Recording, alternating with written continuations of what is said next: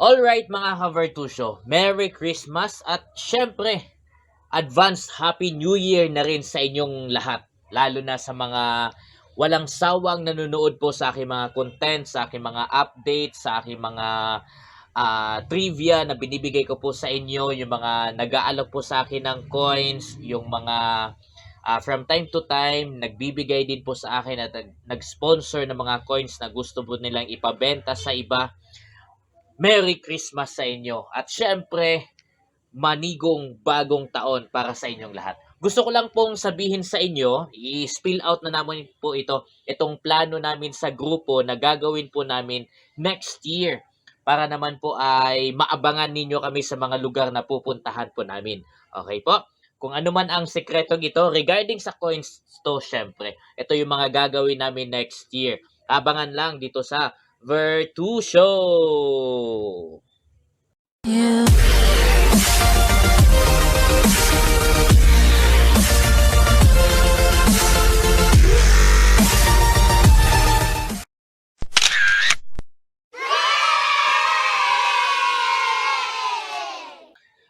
Nasabi namin sa grupo mga ka-Vertusio na mas palalawakin pa namin yung mga sources kung saan kami nakakakuha ng mga coins. Kasi karamihan sa mga nabibili kasi namin mga coins galing lang doon sa mga kakilala po namin. Sa akin nga personally ay galing sa mga bata ko. Yung iba naman ay kasi ako nagtuturo, syempre may mga nanonood sa akin ng mga bata. So yung mga bata ay nag-aalok sa akin ng mga coins tapos binibili ko. Okay po, so napag-usapan namin sa grupo na palawakin po ang aming sources at syempre to reach out na rin sa mga alam namin na may potential talaga to sell coins, lalo na hindi sila mga collector, yung iba nga sa kanila ay hindi masyadong knowledgeable about sa mga bagay na ito, pero may hawak-hawak sila ng mga coins na hinahanap po namin. Kasi ang mga target namin for next year na gusto po naming bilhan ng mga coins na hinahanap po namin ay ang mga jeepney drivers. Okay po? Jeepney drivers, para sa inyo itong gagawin naming episodes starting January next month or next year. Okay po? So, ang gagawin po namin, particular lang po na coin na hahanapin namin at bibilhin namin sa inyo ay mga commemorative coins. Mga commemorative coins. Okay po? Sa mga hindi po nakakaalam kung ano po ang commemorative coins, ipapakita ko po sa inyo ang mga collection na meron dito sa ibaba. Okay po? Ipapakita ko po sa inyo kung anong mga klaseng commemorative coins ang hinahanap po namin at gusto naming bilhin. So lahat ng mga jeepney drivers, para sa inyo po ito. Okay po? Kung anong klase mga commemorative coins ang meron na ako dito at kung ano pa ang hinahanap namin, ipapakita ko po sa inyo. Tapos after ko ipapakita sa inyo yung mga coins na meron ako dito, sasabihin ko sa inyo kung magkano po ang asking price namin sa mga commemorative coins na meron po ako or hinahanap namin mula sa inyo. Okay po? So ang sense kasi ng commemorative coins na hinahanap po namin ngayon ay hindi po namin para dalhin sa subastahan. Ang gusto po naming mangyari ay gagawa kami ng coin set. Ako mismo, personally, gusto ko pong gumawa ng coin set na ilalagay ko sa frame. Syempre, nasa coin set yun, di ba? Tapos, ilalagay ko po sa kwarto. Kasi yung wall kasi sa bahay ay maraming mga dingding yan. Tama, may mga area na walang nakalagay, very, lang siya, very clear, ganyan. So, gusto kong isabit doon yung mga coin set mula sa mga coins na nako-collect ako sa akin personally. Okay po? Kaya ang target ko for next year, ang gusto ko pong bilhan ng mga coins ay ang mga jeepney drivers. Kasi karamihan sa mga jeepney drivers, ang dami nilang barya. Ang dami nilang barya. Okay po? Yung ibang barya ay hindi nga nila alam kung ano ang value po nun. Yung iba hindi nila alam kung ano yung commemorative coins. At yun ang hinahanap namin. Yun ang hinahanap namin. Kung ano man ang commemorative coins, mga jeepney drivers na makakapanood po nito, eto po yun. Okay, mga ka-Vertusio, ang mga commemorative coins po ay mga coins, syempre, na ginawa po ng BSP, pero different po siya doon sa mga series na meron po tayo ng coins kasi ang mga coins na ito ay ginawa in honor or in celebration po doon sa isang naganap na pangyayari dito sa bansa po natin or in honor po sa mga taong nakikipaglaban para sa freedom na meron tayo sa Pilipinas po ngayon back then. Katulad nila Andres Bonifacio, Apolinario Mabini, ito ay General, ano nga ba ito? Malvar. Tapos ito naman, General Luna. Tapos meron tayo ditong De La Costa at saka Ricarte. Ito naman ay pangyayari ng ng Leyte, Gulf Landing. Tapos ito, mga bagong bayani. At marami pang mga commemorative coins na ginawa po ang BSP na limited lang po ang kanyang mintage or yung reproduction na meron sila kasi it is only meant for commemorating a certain activity or celebration na meron po tayo sa Pilipinas. Okay po, gawin natin example po itong sa Apolinario Mabini. Kunwari, ang commemorative coin na ito ay ginawa po para sa kanyang 150th birth anniversary. Yan, kaya gumawa po ng reproduction ng coins na yan. So, gantong klase din po ng mga coin ang hinahanap po namin na gusto namin gawing coin set. At ang plano po namin na bawat commemorative coin, may mga nasa listahan pa nga na wala ako dito. Kaya, yeah, most likely talaga, definitely, hahanapin namin ang mga coins na yon. Okay? So, we are planning to have 8 pieces per commemorative coin. Ulitin ko po, 8 pieces per commemorative coin. Yun po ang gusto namin mangyari para sa aming coin set. Okay po. Bakit 8? Kasi infinite. 'Di ba? Yung 8 ay infinite according sa math. Yan, wala siyang end. Okay po. So, hindi ako masyadong naniniwala sa lucky 7. So, I'm going to 8. Infinite. Okay po. For example, katulad nito, Apolinario Mabini, 2, 4, 6, 8. So, hindi na ako bibili ng commemorative coin na Apolinario Mabini. Pero madami pa akong mga coins dito na kulang pa. Katulad ditong Apolinario, Andres Bonifacio, 3 pa lang ito. So, kulang pa ng 5 yan. Ito naman, Antonio Luna, 3 pa lang din. So, kulang pa ako ng 5. So, hahanap pa ako niyan. Ito rin naman, one of the most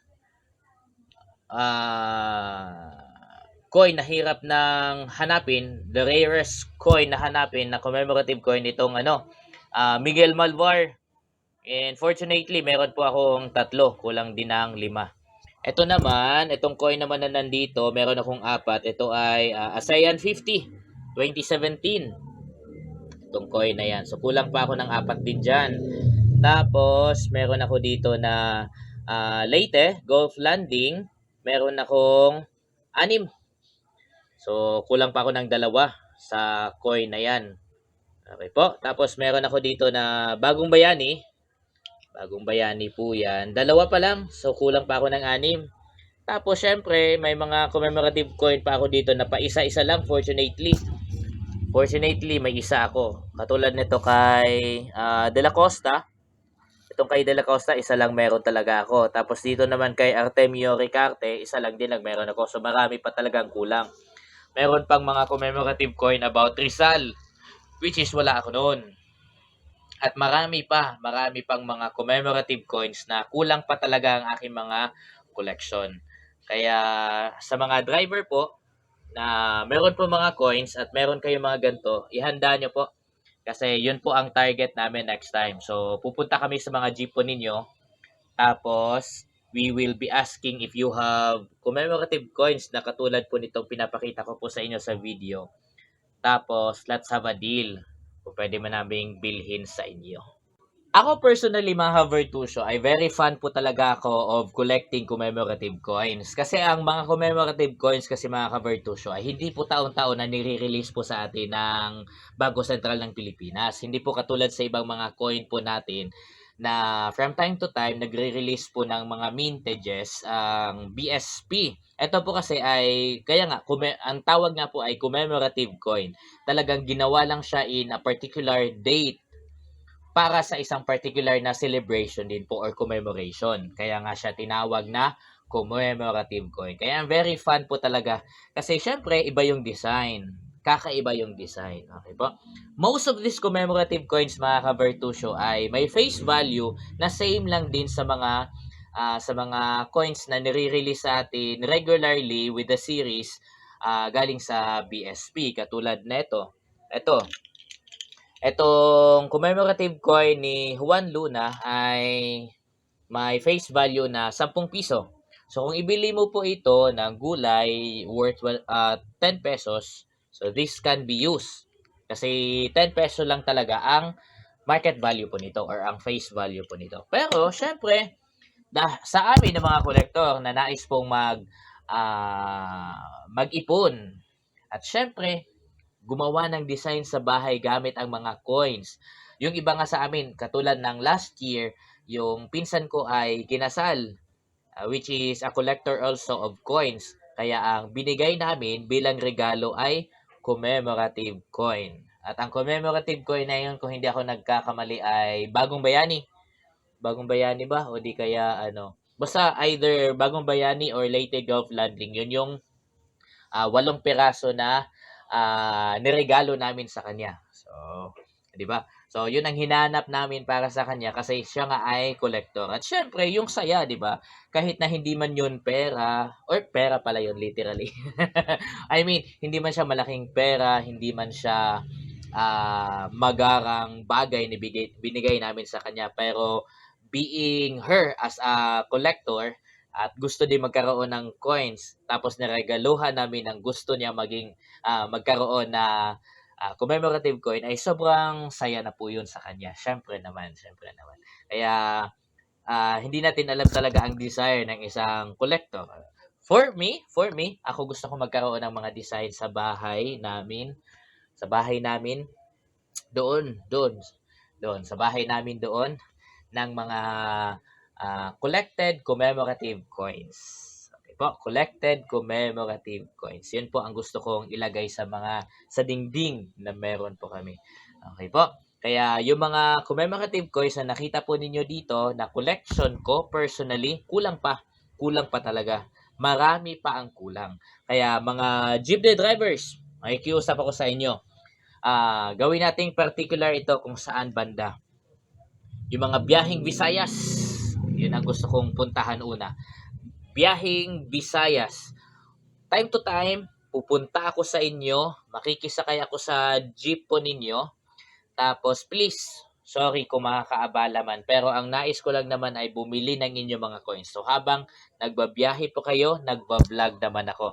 Titignan ko po yung mga coins ninyo. Tapos, pwede po bang ganito? Bawat commemorative coin na kailangan ko pa at meron kayo, bawat isa, bibilhin namin ng 200 to 300 pesos. Depende po sa quality. Okay po, depende sa quality. Kung maganda po yung commemorative coin, walang gasgas, high quality pa, ano bang tawag nito? Kumikinang pa. Okay, pwede siguro nating bilhin yon ng 300 pesos. Tapos kung medyo mababa na ang quality ng mga coins po katulad nito, medyo mababa na po ang ang value or ang quality po niya as a commemorative coin. Pero regardless, commemorative coin pa rin siya. So bilhin naman natin siya ng 200 pesos. So okay ba sa inyo yon? Bawat commemorative coin na makita po namin or makuha namin mula sa inyo ay bibilhin po namin ng 200 to 300 pesos bawat isa. Okay po. May mga nagtatanong, paano pag wala kayo makuha? Okay, kami na lang po ang bahala po nun. Okay, kami na po ang bahala sa generosity po namin dahil naabala namin kayo. Pero ito ang pangako namin, bibilhin namin kung ano mga coins na meron ka na mahalaga sa amin bilang mga kolektor, bilang ganti naman sa pag-allow ninyo sa amin to have a vlog video. And syempre, tulong na rin yon. Bilhin namin yung mga coins ninyo. Okay po? So, yung mga coins na meron kayo, it's just having the face value. Pero kapag bibilhin po namin yan ng mga collector, may mataas na value po yan. Mag-meet tayo sa gitna. Okay po? For our collection, and at the same time, tulong namin sa inyo. So, yun po ang next na project namin sa Virtusio next year. Kita-kita tayo, Visayas area, Visayas. Yung mga biyaheng Visayas. Okay po? Sa ano to ha, dito sa Quezon City po ito ha. Visayas Avenue, bumabiyahe ng Visayas Avenue. Klaruhin ko lang po. Mga jeepney na bumabiyahe ng Visayas Avenue. Hindi po muna sa Cebu. Okay po, kasi si Virtusio po, ang inyong lingkod ay nasa Maynila, nasa Quezon City po ngayon. Okay po? So, mga biyaheng Visayas. Okay po? Mga biyaheng Visayas, Quezon City. Yun po ang next na, yun po ang unang target po natin to which we will buy your coins. Okay? Kita-kits! Yeah.